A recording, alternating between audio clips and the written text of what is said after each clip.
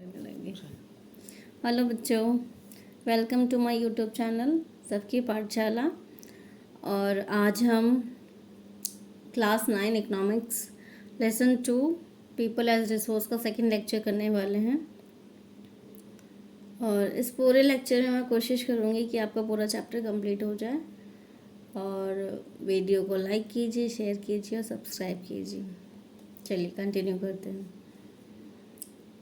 Quality of population, ये हमारा topic है जो आज हमें करना है। तो इससे पहले मैं आपको थोड़ा सा समअप कर देती हूँ जो हमने पढ़ा है अभी तक। हमने अभी तक जो पढ़ा है वो जस्ट इतना है कि population is an assets. Population जो है वो एक एसेट है किसी भी कंट्री के लिए इंस्टेड ऑफ लाइबिलिटी। अगर जो पॉपुलेशन है हमारी, अगर वो एजुकेटेड है, स्किल्ड है और हेल्दी है, तो वो पॉपुलेशन हमारे लिए लाइबिलिटी की जगह असेट्स होगी। ठीक है। अब अगर हम क्वालिटी ऑफ पॉपुलेशन की बात करें, क्वालिटी मतलब क्या होता है? विशेषता, मतलब अच्छी चीज़ उनके अंदर क्या है। जैसे हम क्वालिटी की बात करते हैं कि भाई क्वालिटी ऑफ एजुकेशन होना चाहिए, क्वालिटी ऑफ हेल्थ फैसिलिटी होनी चाहिए। हर चीज़ में हम क्वालिटी की बात करते हैं। तो क्वालिटी का मतलब एक पैरामीटर होता है जिसमें हम चीज़ों को जज करते हैं। तो क्वालिटी ऑफ एजुकेशन का क्या है? क्वालिटी ऑफ पॉपुलेशन जो हम पढ़ रहे हैं, पॉपुलेशन की जो क्वालिटी है वो कैसे इन्हांस हो सकती है, हम ये बात कर रहे हैं। ठीक है। तो इन्हांस अगर हमें करना है तो सबसे पहले आप एजुकेशन फैसिलिटी दोगे, ऑब्वियसली बात है। अगर एजुकेटेड हैं तो उससे उनकी जो क्वालिटी है वो क्या हो जाएगी, अब मतलब इन्हांस हो जाएगी, मतलब वो कोई भी काम जो है वो ईजिली कर सकते हैं। इसके अलावा अगर वो हेल्दी हैं तो भी हमारी क्वालिटी ऑफ पॉपुलेशन क्या है, अच्छी है। और स्किल्ड है तो और भी अच्छी है। अगर ये तीनों चीज़ें हैं तो हम क्या बोलेंगे, जो हमारी पॉपुलेशन है वो क्या है, क्वालिटी पॉपुलेशन है। अब देखो बच्चों, एजुकेशन कितना इंपॉर्टेंट है। एजुकेशन बहुत इंपॉर्टेंट है। जैसे अगर मैं आपको एक एग्जांपल दूं, जब शुरू में डिजिटल इंडिया का जो मूवमेंट स्टार्ट हुआ था, डिजिटल इंडिया जो स्टार्ट हुआ था, और इसमें हमने सबसे पहले अपनाया था डिजिटल पेमेंट का हमें मोड जो है वो अडॉप्ट करना है। तो अब इसमें जो लोग इलिटरेट थे, यानी अनपढ़ थे, जिसे हम बोलते हैं इलिटरेट थे,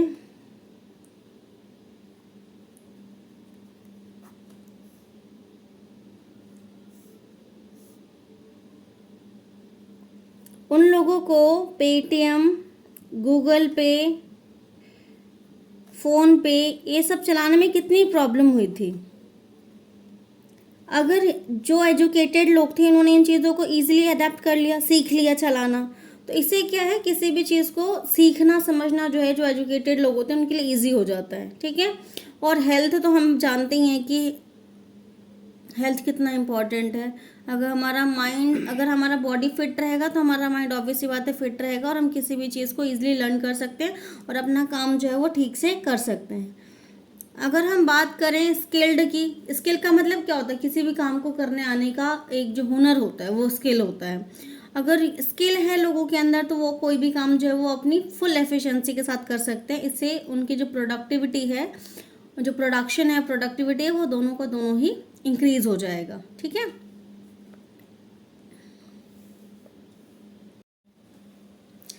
The quality of population depend upon the literacy rate, health of a person indicate by the life expectancy and the skill formation required by the people of the country.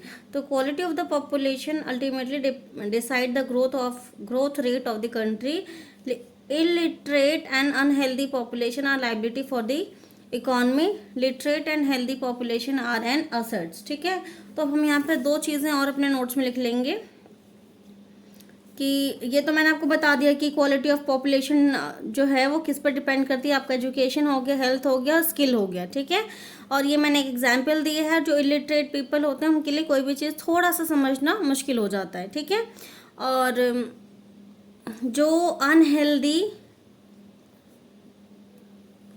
And illiterate population होती है वो क्या होती है, liability होती है किसी भी कंट्री के लिए। ठीक है। एंड अल्टीमेटली हमें क्या कह सकते हैं, the growth rate of any country, किसी भी कंट्री का जो ग्रोथ रेट है वो किस पे डिपेंड करता है आपकी, depends on quality of population.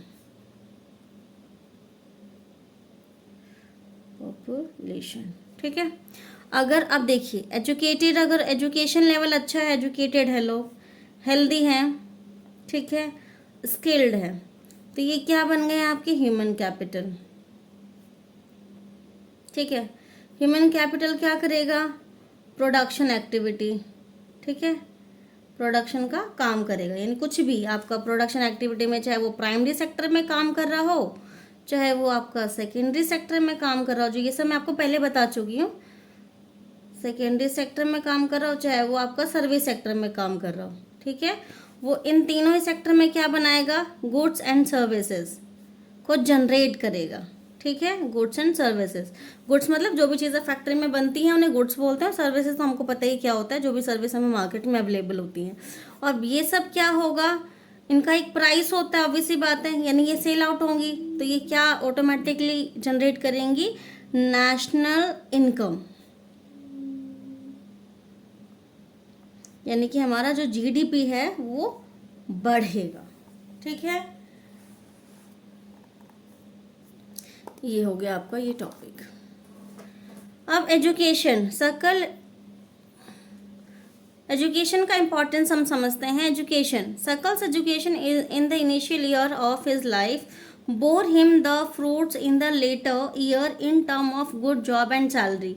We saw education was an important input for the growth of Sakal. It opened new horizon for him, provided new aspiration and developed value of life. Not only for Sakal, education contributes towards the growth of the society also. It enhances the national income, cultural richness, and increase the efficiency of governance. There is a provision made for providing universal access, retention, and the quality in elementary education with a special emphasis on girl. There is also an establishment of pace setting of school like Navodaya Vidyalaya in each district. Vocational streams have been developed to equip large number of high school students with occupation related to the knowledge and skill. The plan outlay on education has increased from rupees 151 crore in the first plan to the 3766.90 crore in the 11th plan. The expenditure on the education as a percentage of GDP rose from 0.6% 0.64% in 1951 to 1952 to 3.3% in 2013 and 14। अब देखो बच्चों, अब education का हमें यहाँ importance बताया हुआ है कि एजुकेशन क्या करता है, आपका एफिशिएंसी बढ़ाता है, आपका स्किल बढ़ाएगा, आपका जो माइंड है वो फुली डेवलप हो जाता है जब आप एजुकेशन प्रॉपर लेते हो तो। ठीक है, तो इसमें वही हमें बताया हुआ है कि जो सकल है उसने शुरू में जो अपना इनिशियल ईयर था वो एजुकेशन में इन्वेस्ट करा, तो उसे बाद में अच्छा रिटर्न किस फॉर्म में मिल रहा है, उसकी खुद की ग्रोथ के फॉर्म में और एक अच्छी सैलरी के फॉर्म में। ठीक है, अब अगर हम बात करें एजुकेशन का क्या रोल होता है, तो सबसे पहले एजुकेशन जो है वो इन्हांस करता है हमारा नॉलेज, हमारे नॉलेज को बढ़ाता है वो। ठीक है, एंड सेकेंड चीज़ क्या है, हम नई चीज़ें सीखते हैं। ठीक है, तो इस तरह से जो एजुकेशन है वो हमारे लाइफ में बहुत इंपॉर्टेंट रोल प्ले करता है। ठीक है, अब गवर्नमेंट का भी जो कहना है, तो गवर्नमेंट क्या कर रही है, अगर हम 1951 की बात करें तो गवर्नमेंट का जो एक्सपेंडिचर था एजुकेशन पे वो केवल 0.64% था, जो कि अब बढ़ करके 2013-14 में कितना हो गया, 3.3% हो गया। अगर हम रुपीज़ में बात करें तो 1951 में कितना था, ओनली 151 करोड़। अब अभी के टाइम में कितना हो गया है, मतलब जो लेटेस्ट डेटा है 13-14 का, 3766.90 करोड़ रुपीज़ जो है वो गवर्नमेंट एजुकेशन पे खर्च कर रही है। ठीक है, क्यों कर रही है, ऑब्वियसली बात है, पता है कि अगर एजुकेशन पे गवर्नमेंट खर्च करेगी तो आने वाले सालों में जो लोग मतलब जो हमारी जो जनरेशन होगी, जो हमारे कंट्री के जो पीपल होंगे, बच्चे होंगे, वो क्या बन जाएंगे, ह्यूमन कैपिटल बन जाएंगे, जिससे अल्टीमेटली कंट्री को फायदा होगा।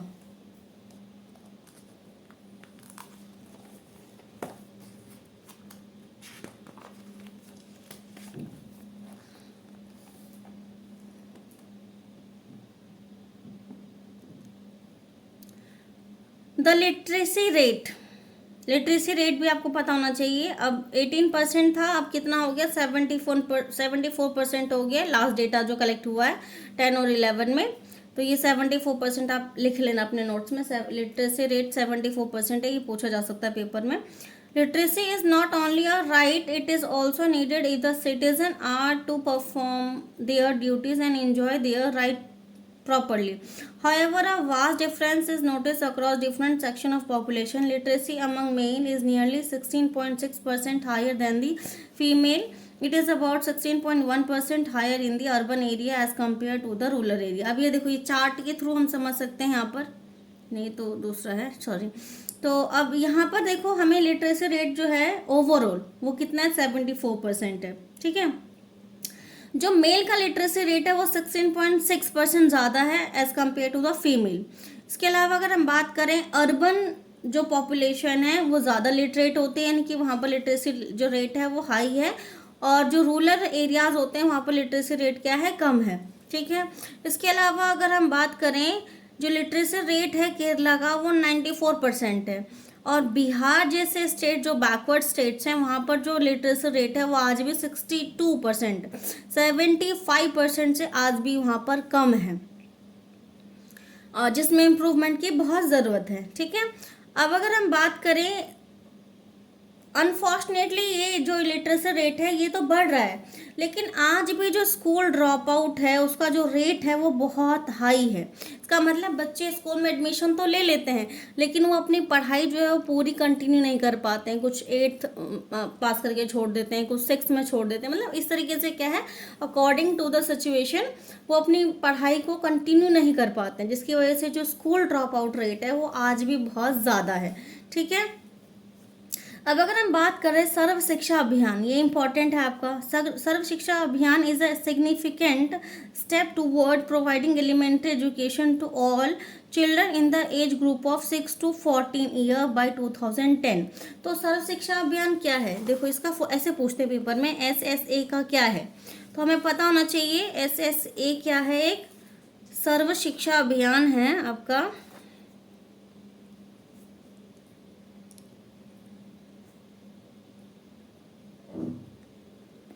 जिसमें क्या किया गया था कि जो बच्चे हैं उनको स्कूल में एडमिशन ज़्यादा से ज़्यादा मिलेगा। हमें 2010 तक क्या करना है, ज़्यादा से ज़्यादा बच्चों को स्कूल में एनरोल करना है। तो इसमें जो मेन मोटो था वो क्या था, एलिमेंट्री एजुकेशन प्रोवाइड करना था, elementary education to all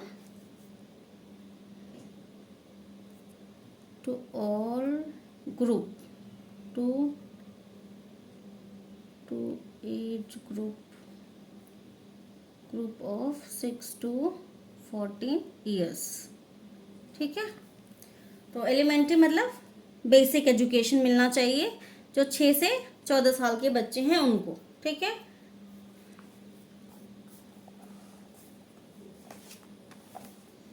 bound initially of the central government in the partnership with the state, the local government and the community for achieving the goal of the universalization of elementary education. Along with it, bridge course and back to school campaign have been initiated to increase the enrollment in the elementary education. अब यहाँ पर दो चीज़ें और government ने launch करी, एक तो ब्रिज कोर्स करा है और बैक टू स्कूल, ये 2 कैंप्स लगाए हैं। ब्रिज टू स्कूल का मतलब जिन बच्चों ने स्कूल छोड़ दिया है, 1 साल हो गया, 2 साल हो गया छोड़े हुए, 3 साल हो गया है, और किसी वजह से वो पढ़ाई कंटिन्यू नहीं कर पाए हैं, तो उन बच्चों को भी ब्रिज कोर्स के थ्रू जो है वो स्कूल वापस लेके आया जाएगा। ठीक है, और बैक टू स्कूल में भी वही कैंप है कि जो बच्चे स्कूल छोड़ चुके हैं किसी भी वजह से, उन बच्चों को वापस स्कूल लेके आया जाएगा ताकि वो पढ़ाई जो है वो अपनी आगे कंटिन्यू कर सके।